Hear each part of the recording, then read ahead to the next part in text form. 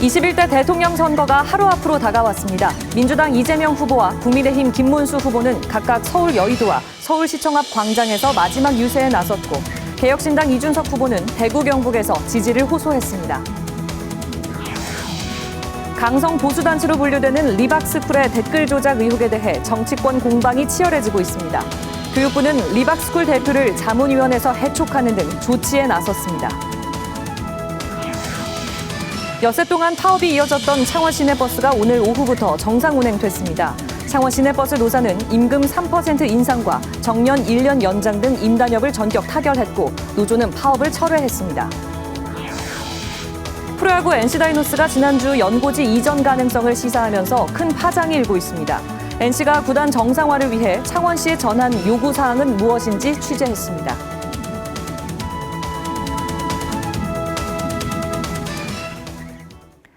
여러분 안녕하십니까? 7시 뉴스 시작합니다. 먼저 내일로 다가온 21대 대통령 선거 소식입니다.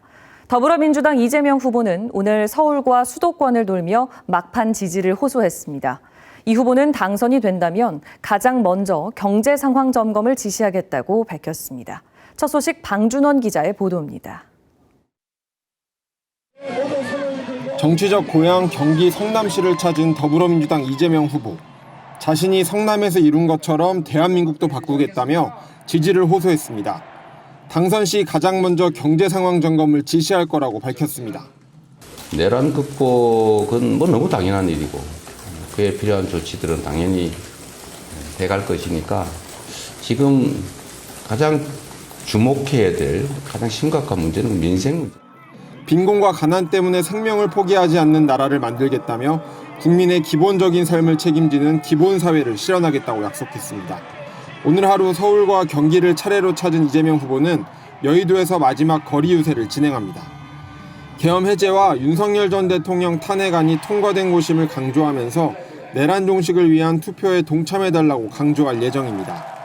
민주당 선대위는 이번 선거의 의미를 강조하며 국민의힘을 거듭 직격했습니다. 패족을 선언해도 시원치 않은 사람들이 선거에 나와 표를 달라고 하니 저들의 뻔뻔함은 민주주의와 국민주권에 대한 도전이고 모독이.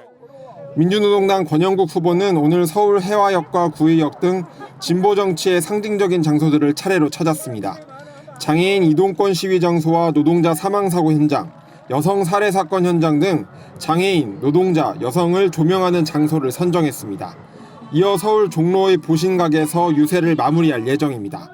KBS 뉴스 방준원입니다. 국민의힘 김문수 후보는 오늘 제주와 경부선 지역 유세에 집중했습니다. 마지막 유세는 서울시청 앞 광장에서 진행합니다. 개혁신당 이준석 후보는 대구 경북 지역을 중점적으로 찾았습니다. 계속해서 이유민 기자입니다. 대선 하루 전 첫 유세로 제주를 찾은 국민의힘 김문수 후보. 4.3 평화공원을 찾아 민족과 건국의 비극이라며 제주 4.3 사건 희생자를 참배했습니다. 일부 유족들은 과거 김 후보의 폭동 발언에 대해 거세게 항의하기도 했습니다. 이후 제주 동문시장에서 독재 국가를 막기 위한 투표에 참여해달라고 호소했습니다.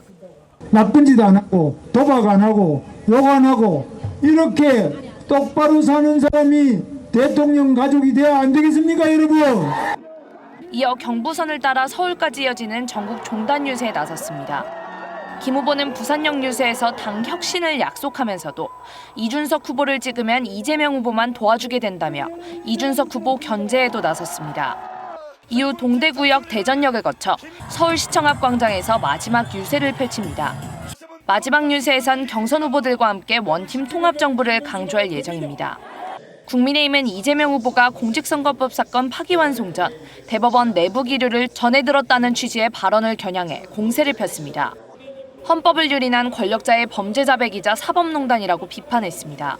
사법부 독립에 대한 노골적인 도전입니다. 공무상 비밀 누설, 직권남용, 사법거래 의혹이 정면으로 제기됩니다. 개혁신당 이준석 후보는 학식 행사 마지막 일정으로 한국공학대학교를 찾았습니다. 이어 대구 경북을 찾아 마지막 유세를 진행하며 미래지향적 보수에게 표를 모아달라고 호소할 예정입니다. KBS 뉴스 이윤미입니다. 경남 곳곳에서도 마지막 유세전이 펼쳐졌습니다. 더불어민주당은 정권 교체를, 국민의힘은 보수층 결집을 호소하며 한 표라도 더 얻기 위한 막판 총력전에 힘을 쏟았습니다. 조미령 기자입니다. 21대 대통령 선거를 하루 앞두고 대학가에서 마지막 유세전을 펼친 더불어민주당. 계엄과 내란으로 무너진 민주주의를 회복하고 어려워진 민생 경제를 살릴 수 있는 이재명 후보 지지를 호소했습니다. 또 경남 지역 경제와 산업을 완전히 탈바꿈시킬 수 있는 능력을 가진 대통령을 선택해달라고 강조했습니다. 경남과 부울경의 경제가 너무 어렵습니다. 이 경제를 살릴 수 있는 유능한 일꾼이 누구인지, 제대로 일할 사람이 누구인지 이번에는 정말 제대로 일할 일꾼을 뽑아주시기를. 김문수 후보 막판 지지세를 모으기 위해 전통시장을 찾은 국민의힘. 도덕적 논란 등을 언급하고 민주당의 독주를 허용해서는 안 된다며 투표해야 역전할 수 있다며 막판 표심에 호소했습니다. 김문수 후보는 정말 정직하고 청렴한 후보입니다. 김문수 후보를 선택하셔서 대한민국의 내일을 깨끗하고 정의로운 나라로 만들어 주시기 바랍니다. 모두 투표에 참여해 주시기 바랍니다. 박근혜 전 대통령도 보수층 지지세가 강한 진주를 찾아 상인들과 시민들에게 김 후보에 대한 지지를 당부했습니다. 민주노동당 경남선거대책본부도 불평등과 차별을 없애고 소수자를 위한 정치를 펼치겠다며 권영국 후보를 위한 마지막 유세를 펼쳤습니다. 21대 대선 사전투표율 31.71%로 지난 20대 대선 때 35.91%보다 낮게 집계된 경남.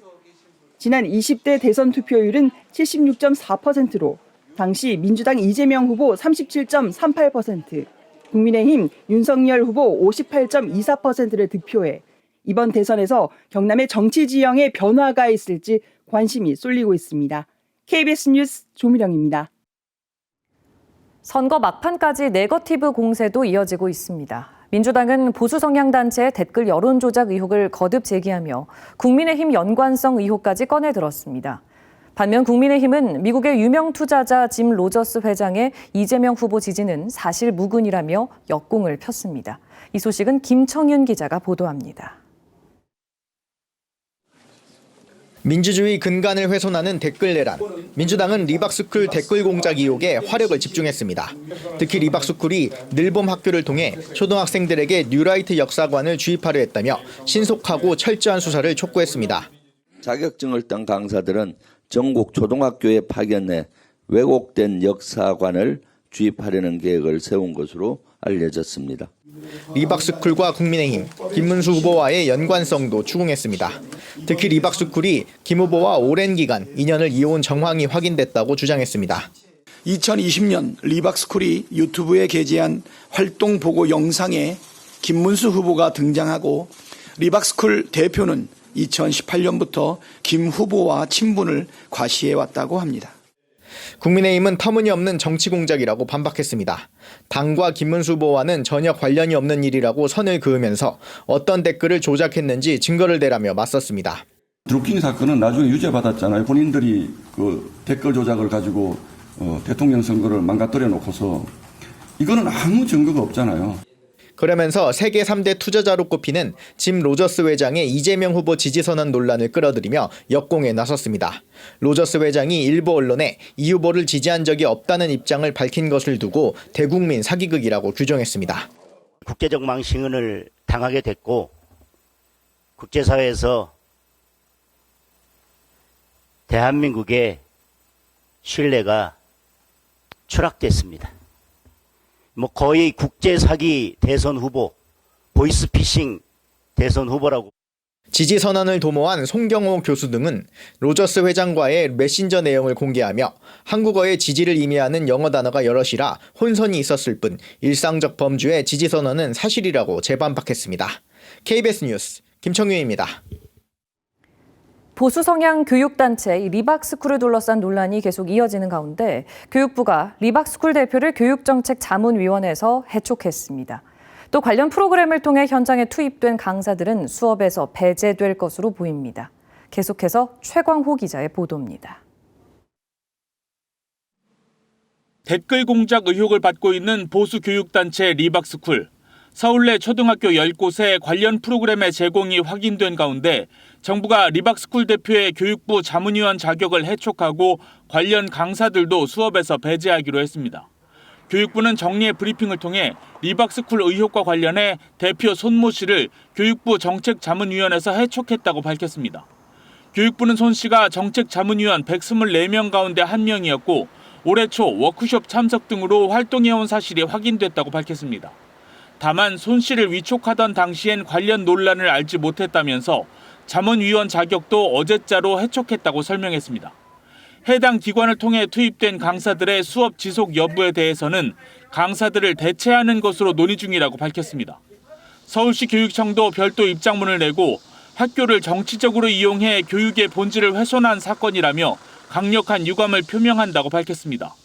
또 교육부와는 별도의 조사를 통해 위법 사항 확인 시 해당 프로그램 중단 등 강력한 조치를 취하겠다고 덧붙였습니다.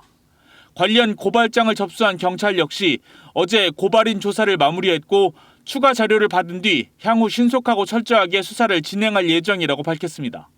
앞서 뉴스타파는 보수 교육단체 리박스쿨이 자손군이라는 이름의 조직을 꾸려 댓글 공작 활동을 해왔고 해당 인원들에게 자격증을 발급해 일선 초등학교에 늘범학교 강사 형태로 공급해왔다는 의혹을 보도했습니다. KBS 뉴스 최강호입니다. 이번 대통령 선거를 앞두고 더 바빠진 사람들이 있습니다. 공정하고 안전한 선거를 위해 보이지 않는 곳에서 땀을 흘리는 이들인데요. 서윤덕 기자가 만났습니다. 분류기에 들어간 투표지가 빠른 속도로 이동합니다. 대선을 하루 앞두고 개표소마다 분류기 모의 시험에 나선 건데 국민의 대표를 뽑는 절차인 만큼 눈빛은 진지합니다. 종이로 된 투표지이다 보니까 먼지가 많이 쌓이거든요. 그럴 때 장애가 생기지 않도록 중간중간 청소를 해주고 선거 당일 전국에서 20만 명에 가까운 투개표 사무원이 공정한 선거를 위해 일합니다. 한국전력 직원이 고가 작업차에 올라탑니다. 개표소 전력 공급에 문제가 없는지 살피는 겁니다. 정전 사태로 인한 현장의 혼란을 막기 위해서입니다. 기존 전선 외에 예비 전선과 발전기, 무정전 전원 장치까지 준비하고 열화상 카메라까지 동원했습니다. 정전이 되면 개표기라든지 분류기라든지 좀 문제가 많이 생길 수도 있으니까 저희가 그거를 좀 사전에 좀 확인하고 있습니다.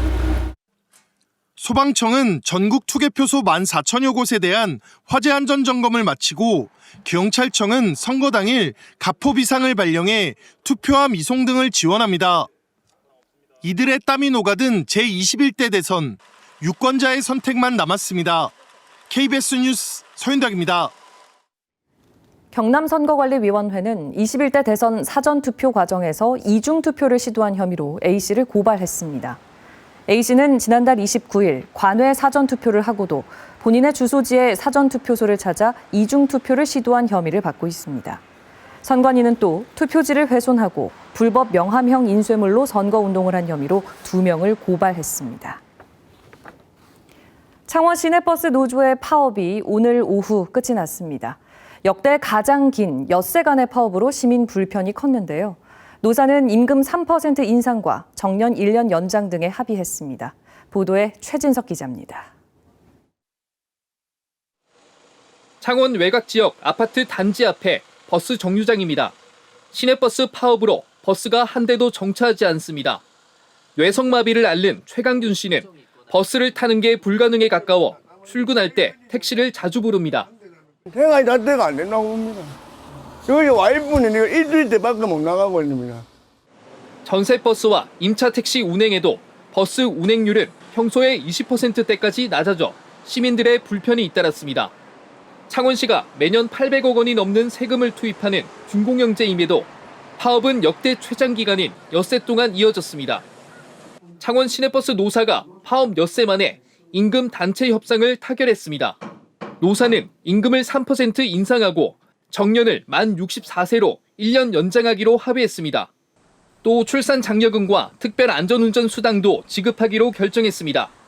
노사는 주요 쟁점이었던 통상임금에 대해서는 상여금과 하계수련비 등을 통상임금에 포함하고 현재 진행하는 소송의 대법원 판결에 따라 임금 체계를 개선하기로 했습니다.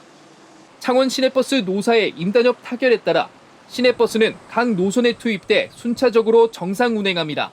KBS 뉴스 최진석입니다. 이번 파업에서도 드러났지만 창원의 유일한 대중교통인 시내버스가 파업할 경우 시민 불편은 이만저만이 아닙니다. 창원시가 최근 새로운 대중교통수단인 수소트램의 노선을 결정했는데요. 다만 BRT 노선과 중복된다는 점, 막대한 사업비가 과제입니다. 이대환 기자의 보도입니다. 세계 최초로 창원에서 실증어에 성공한 수소 전기 트램입니다. 기존 전차와 달리 송전선은 물론 배출 오염 물질도 없습니다. 버스 세대를 이어놓은 길이로 탑승 인원이 기존 버스보다 6배가량 많습니다. 이런 수소 트램을 이용해 도시철도 사전 타당성 조사를 한 창원시가 최근 최적 노선을 결정했습니다. 마산 하포구 월령동에서 출발해 창원시청을 거쳐 진해구청까지 모두 33.2km 구간. 이용 수요가 많고 마산과 진해, 창원 전역을 연계해 경제성, 지역 균형 발전 측면에서 높은 점수를 받았습니다. 관건은 막대한 사업비입니다. 이번 용역 조사 결과 사업비는 기존 6,800억 원에서 1조 600억 원으로 1.5배 증가했습니다. 이 중 40%, 4천억 원가량을 창원시와 경상남도가 부담해야 하고 시내버스처럼 운영상 적자도 불가피합니다. 11년 전 창원시가 이 사업을 포기한 이유도 연간 300억 원의 운영 적자 우려 때문입니다. 김해시 같은 경우에 2030년도까지 1조 원에 이르는 재정 적자가 발생할 거라고 하죠. 창원시의 재정에 대한 압박이 앞으로 계속 가해질 텐데. 규제도 문제입니다. 현행법상 일반 차선과 트램 노선의 경우 안전상의 이유로 20% 이상 혼용을 금지하고 있는 상황. 하지만 창원 트램 노선은 BRT 노선과 절반 이상 겹칩니다. 이 때문에 창원시는 법 개정 청원과 함께 최근 규제가 완화된 무궤도 굴절버스 도입도 고려하고 있습니다. 대전에서 무궤도 트램 부분을 규제 샌드박스를 절차를 거쳐서 진행하고 있는데 국토부와 협의를 해서 다각적으로 검토를 해 나가겠습니다. 창원시는 노선이 확정된 만큼 정부 예비 타당성 조사에 도전할 계획이라면서도 재원 마련과 제도 정비 등이 전제돼야 한다며 신중한 입장입니다. KBS 뉴스 이단입니다. 이어서 진주에서 전해드립니다. 진주시가 호탄동 시설관리공단 인근 교차로의 상습 정체 구간 개선을 위해 주민에게 사업 계획을 설명하고 현장을 점검했습니다. 이 구간은 신진주 역세권 입주민이 증가하면서 출퇴근 시간 상습 정체가 발생하는 구간으로 진주시는 14억 원을 투입해 차선 확장을 추진 중입니다. 29회 경남 청소년 연극제가 오는 11일부터 닷새 동안 거창연극학교 장미극장과 거창연극고등학교에서 열립니다. 이번 행사에선 예선을 거쳐 본선에 참가하는 창원 명지여고와 진주 사면여고, 김해 유라고 등 지역 학생들이 준비한 정극과 뮤지컬 작품이 선보입니다. 전국 공무원 노조 하동군 지부는 오늘 기자회견을 열고 민원인이 공무원을 폭행한 사건에 대해 대책 마련을 촉구했습니다. 공무원 노조에 따르면 30대 공무원 A씨는 지난달 23일 복지 상담 등 업무를 위해 한 민원인 집에 방문했다가 폭행을 당해 전치 6주 진단을 받고 입원했습니다.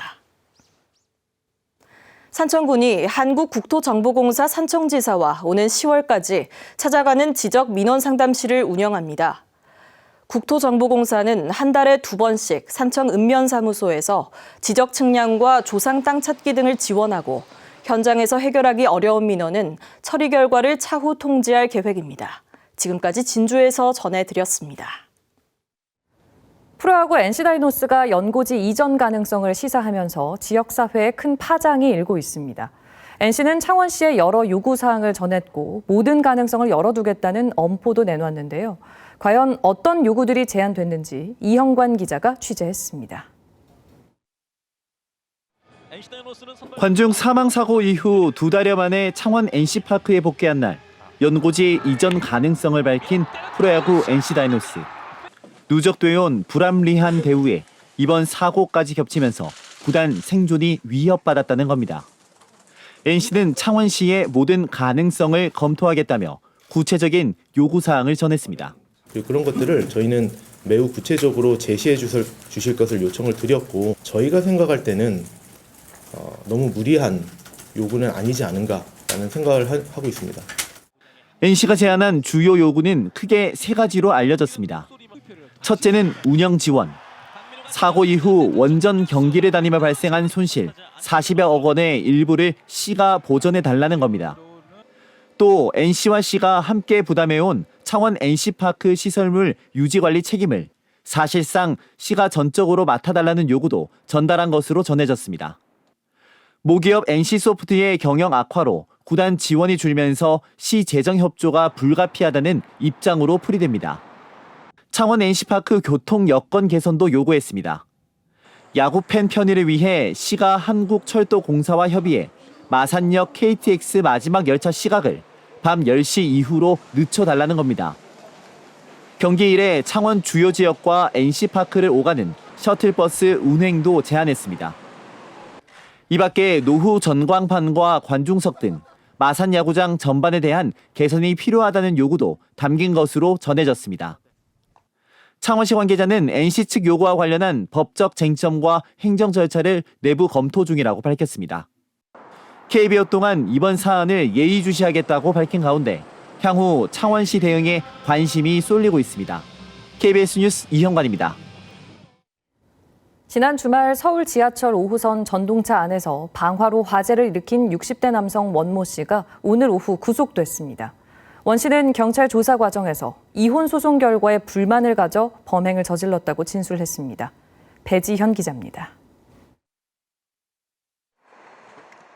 지난 주말 아침 승객 400여 명을 공포로 몰아넣은 서울 지하철 5호선 방화 화재. 방화 피의자 60대 남성 원모 씨에 대해 서울 남부지법이 오늘 오후 구속영장을 발부했습니다. 현존 전차 방화 치상 혐의입니다. 법원은 원 씨가 도망할 염려가 있고 공공안전에 현저한 위험과 심각한 피해가 초래돼 범죄가 중대하다고 봤습니다. 또 납득할 수 없는 동기로 사전에 범행 도구 등을 준비하는 등 재범의 위험성도 있다고 구속 사유를 설명했습니다. 앞서 오늘 오전 법원 영장실질 심사를 끝내고 나온 원 씨는 방화를 저지른 이유에 대해 이렇게 답했습니다. 이혼 소송 관련해서 불만이 있었다는 그거 공론화하시려다. 맞아요. 경찰 조사 결과 원 씨는 그제 오전 8시 40분쯤 미리 준비한 점화기와 옷까지 유리병 등을 가지고 여의나루역에서 열차에 탔습니다. 곧바로 열차 바닥에 휘발유를 뿌리고 불을 붙인 거로 조사됐습니다. 처음에 물인 줄 알았는데 냄새도 그렇고, 그리고 담겨있던 통이 흰색 통에다가 노란색 호수가 담겨있는 그 석유통이었어요. 이 불로 승객 400여 명 가운데 23명이 연기를 마셔 병원으로 옮겨졌고 129명이 현장 처치를 받았습니다. 소방당국은 지하철 1개 객차가 일부 소실되고 2개 객차에서 그을음 피해가 발생하는 등 3억 3천만 원 상당의 재산 피해가 발생한 거로 파악했습니다. 서울교통공사는 원 씨를 상대로 손해배상과 구상권 청구 등 법적 대응을 검토할 계획입니다. KBS 뉴스 배지연입니다. 이어서 간추린 경남 소식입니다. 마산 창원 장애인인권센터가 오늘 경남도청에서 기자회견을 열고 발달장애인의 참전권 보장을 촉구했습니다. 장애인인권센터는 내일 대선 경남의 각 투표소에 발달장애인을 위한 투표 보조인을 적극적으로 지원하고 장애인식 개선 교육을 해야 한다고 말했습니다. 경남 선관위는 경남 전체 투표소 가운데 99%인 915곳을 1층 또는 엘리베이터가 있는 곳에 설치하고 휠체어 출입이 가능한 대형 기표대와 점자형 투표 보조 용구 등을 갖췄습니다. 경상남도와 경남도청 공무원 노동조합이 2018년 이후 7년 만에 근무 조건 개선을 위한 단체 교섭을 재개했습니다. 박원석 경남지사와 한진희 경남도청 공노조 위원장은 오늘 단체 교섭 상견례를 갖고 이달부터 정기 실무 교섭을 열어서 주 4일제 근무 등 안건을 논의하기로 했습니다. NH농협 경남본부가 오늘 경남교육청에 우리 농산물 꾸러미 300세트를 전달했습니다. 꾸러미 나눔은 교육청 교육복지사업인 꿈꾸는 아이 희망지원 네트워크의 하나로 학생 가정에 우리 지역에서 재배한 건강한 먹거리를 지원합니다. 2026학년도 대학 수학능력시험을 대비한 모의평가가 모레 전국적으로 치러집니다. 경남에서는 166개 고등학교와 19개 학원 시험장에서 3만 1,000여 명이 응시합니다. 이번 모의평가의 현장 응시가 어려운 수험생은 당일 오후 3시부터 평가원 누리집을 통해서 온라인으로도 참여할 수 있습니다. 지난주 얼음골 사과 주산지 밀양시 산내면에 국지성 폭우와 우박이 쏟아지면서 1,300여 농가와 920헥타르의 과수원이 피해를 본 것으로 잠정 집계됐습니다. 밀양시는 지난달 29일 오후 산내면 오치마을 등의 폭우와 우박 피해가 발생했다며 오는 12일까지 읍면동 행정복지센터에서 피해 신고를 접수한다고 밝혔습니다. 창원 제2국가산단 선정 과정에 개입했다는 의혹을 받는 명태균 씨가 오늘 피의자 신분으로 창원지검에 출석했습니다. 명 씨 측은 창원 제2국가산단 아이디어만 제공했으며 그 정보를 제3자에게 전달하거나 미공개 정보를 이용해서 재산상의 이익을 취한 적이 없다며 혐의를 부인했습니다. 지금까지 간추린 경남 소식이었습니다. 가덕도 신공항 새 시공사 선정과 개항 시기 결정은 결국 차기 정부로 넘어가게 됐습니다. 지역사회에서는 정부와 정치권이 공동으로 책임져야 한다는 질타가 쏟아지고 있습니다. 강성원 기자입니다.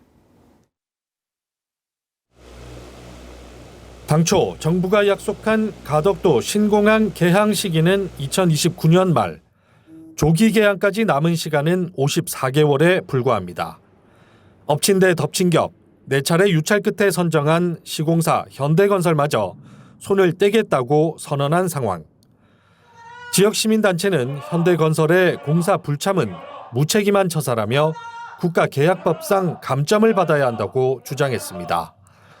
또 국토부와 부산시가 공동 책임져야 한다고 비판했습니다.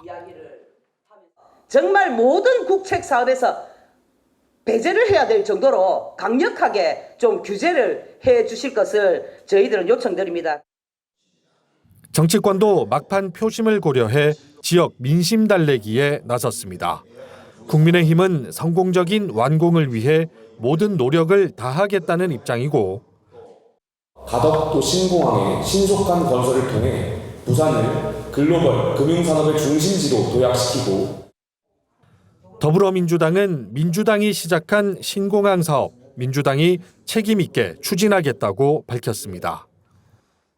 토론회를 신속하게 대선 이후에 빨리 개최해서 전문가들과 상의하고 정부도 오라고 해서. 국토교통부는 대선 이후 건설업계와 부산시 등의 의견을 모아 신공항 공사 관련 새로운 입찰 방침 등을 내놓을 예정입니다. 정치권과 정부가 강한 의지를 보이며 지역 민심을 달래고 있지만 가덕도 신공항 2029년 조기 개항은 사실상 물 건너간 것 아니냐는 우려가 커지고 있습니다. KBS 뉴스 강성원입니다. 최근 계란값이 많이 올랐습니다. 일부 도매업체와 식당 등에서는 계란을 못 구하는 형편인데요. 최지현 기자가 현장 취재했습니다. 이 빵집은 최근 쿠키와 과자류 등 계란이 많이 들어가는 메뉴의 판매를 중단했습니다. 몇 달 사이 계란값이 한 판에 2,000원가량 올랐기 때문입니다. 제품 가격을 올릴 수 없으니 계란 사용을 줄이기로 한 겁니다.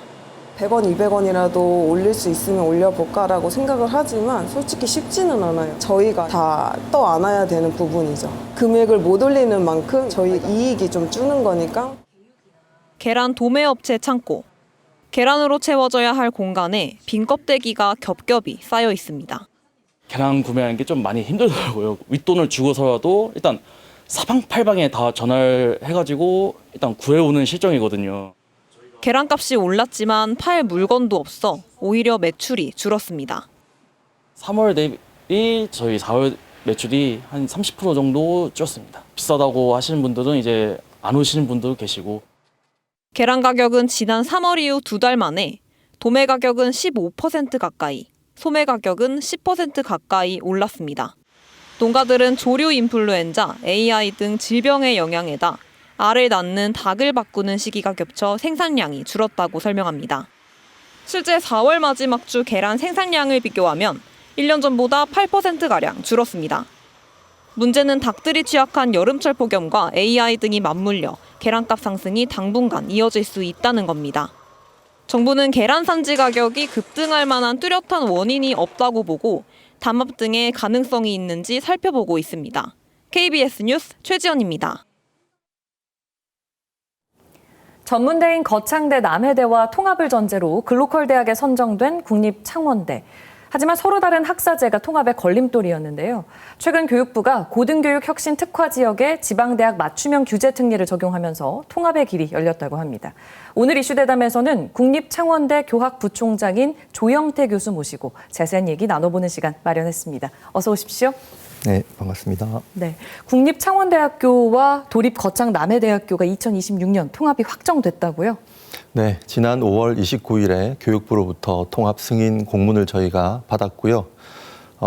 거창 남해 캠퍼스, 그리고 창원 캠퍼스, 그리고 사천 캠퍼스까지 4개의 캠퍼스를 가진 대학으로 2026년 3월 새롭게 시작하게 됩니다. 거창 캠퍼스와 남해 캠퍼스에는 캠퍼스 부총장 제도를 둡니다. 그래서 캠퍼스 부총장이 운영을 총괄하는 형태로 그렇게 대학을 운영할 계획이고요. 새롭게 시작하는 대학으로서 경남의 중심 대학으로 거듭날 수 있도록 하겠습니다. 네, 근데 학사와 전문학사를 동시에 운영하는 게 이게 전국 최초 사례라면서요? 네, 맞습니다. 일반 대학과 이제 전문 대학이 통합하는 첫 번째 사례가 되겠고요. 그러다 보니까 이제 2년제와 4년제를 동시에 운영하게 됩니다. 현재 고등교육법으로는 2년제와 4년제를 동시에 운영하기가 어렵게 되어 있는데, 그러다 보니까 이제 법 개정 사항이 되겠고요. 법을 개정하는 데는 시간이 좀 걸리기 때문에 저희가 규제 특례를 이용해서 이 2년제와 4년제를 동시에 운영하는 대학으로 그렇게 이제 통합을 승인을 받았고, 저희가 이제 그런 규제 특례를 신청할 수 있었던 것은 2024년에 우리 대학이 글로컬 대학으로 선정이 되었습니다. 글로컬 대학이 선정이 되면 특성화 지방대학으로 지정이 되면서 특성화 지방대학의 경우에는 이런 이제 규제 특례를 신청할 수가 있고, 이를 적극 활용해서 여러 가지 다양한 제도들을 도입할 수가 있습니다. 근데 통합 이후에도 학생 수를 절대 줄이지 않겠다고 말씀을 하셨어요. 네, 현재 지금 창원 캠퍼스에는 1,742명의 입학 정원이 있습니다. 그리고 거창과 남해는 이제 각각 344명, 그리고 340명의 입학 정원을 가진 그런 대학으로 운영이 되고 있는데, 우리가 한번 살펴보면 경상남도의 경우에 고등학교 3학년 졸업생이 26,000명이 있습니다. 그런데 대학 입학 정원은 19,000명밖에 되지 않거든요. 그러니까 7,000명 정도는 대학을 가고 싶어도 무조건 이제 외지의 대학으로 가야 되는 그런 상황이고요. 그런 반면에 대학 진학률은 경남이 전국 최고입니다. 전국 평균 73% 정도가 대학 진학률인데 경남은 83%의 대학 진학률을 가지고 있습니다. 그만큼 대학을 가고자 하는 인원이 많음에도 불구하고 현재 이제 입학 정원이 부족한 그런 지자체가 이제 경남이 되겠고, 그러다 보니까 우리가 통합하는 과정에서 입학 정원을 줄이는 것은 크게 효과가 없다.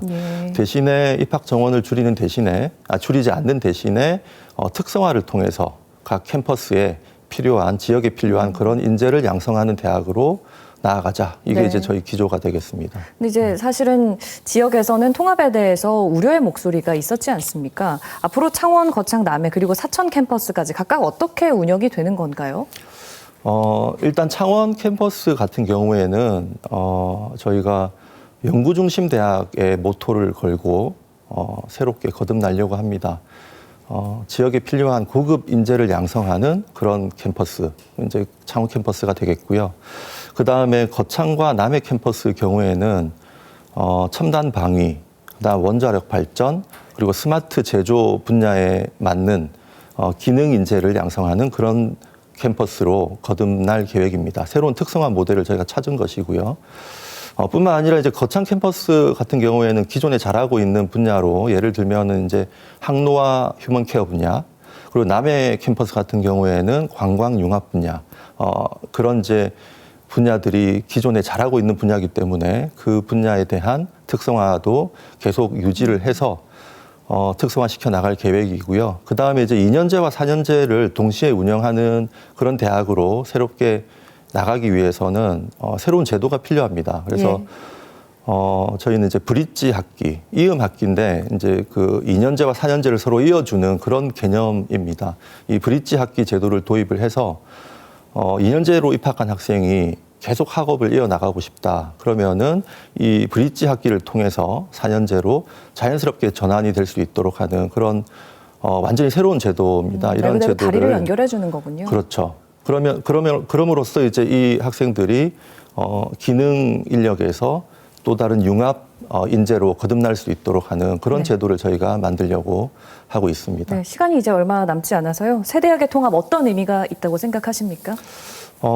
지역 소멸의 위기를 앞으로 어떻게 해결할 것인가. 여기에 대학이 선두에 서서 이런 다양한 인재, 지역 맞춤형 인재를 양성함으로써 지역 소멸의 위기를 같이 극복해 나가는 그런 선도하는 역할을 우리 대학이 하겠다. 이게 통합의 가장 큰 기대 효과가 아닌가 그렇게 생각을 하고 있습니다. 네, 새롭게 출발하는 이 통합대학 앞으로 기대 많이 하겠습니다. 오늘 말씀 잘 들었습니다. 네.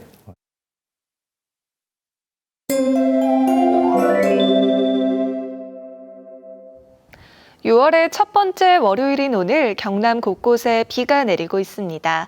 이번 비는 대통령 선거일인 내일 아침까지 이어지다가 대부분 그치겠고 낮부터는 맑은 하늘 드러나겠는데요. 예상되는 강수량은 내일 아침까지 남해안에 5에서 20mm, 내륙에서는 5에서 10mm 정도입니다. 내일 비가 그치고 맑은 하늘 드러나면서 다시 여름 더위가 이어집니다. 내일 창원의 낮 최고 기온은 27도로 예년보다 높겠고 기온은 점차 오름세를 보이겠습니다. 내일 아침 창원이 17도, 고성이 16도로 예년과 비슷하겠습니다. 한낮에는 창원이 27도, 밀양이 28도까지 오르는 등 오늘보다 2에서 7도가량 높겠습니다. 서부 지역도 진주가 16도, 거창이 15도로 출발하는 아침이겠는데요. 한낮에는 산청이 26도, 합천 27도 예상됩니다. 바다의 물결은 남해 동부 먼바다에서 최고 3.5m로 매우 높게 일겠습니다. 내일 비가 그치고 난 뒤 당분간 대체로 맑은 하늘에 27도 안팎의 낮더위가 예상됩니다. 날씨였습니다. 바로 내일입니다. 투표 하루 전까지도 찍을 후보가 없다고 푸념하는 분들이 많은데요. 올해 정부 예산이 677조 원, 향후 5년간 집행될 예산은 약 3,385조 원입니다. 이걸 전체 유권자 수로 나누면 한 표의 가치 약 7,625만 원입니다. 이 한 표의 가치 결코 가볍지 않죠. 소중한 한 표 꼭 행사하시기 바랍니다. 오늘 뉴스 마칩니다. 고맙습니다.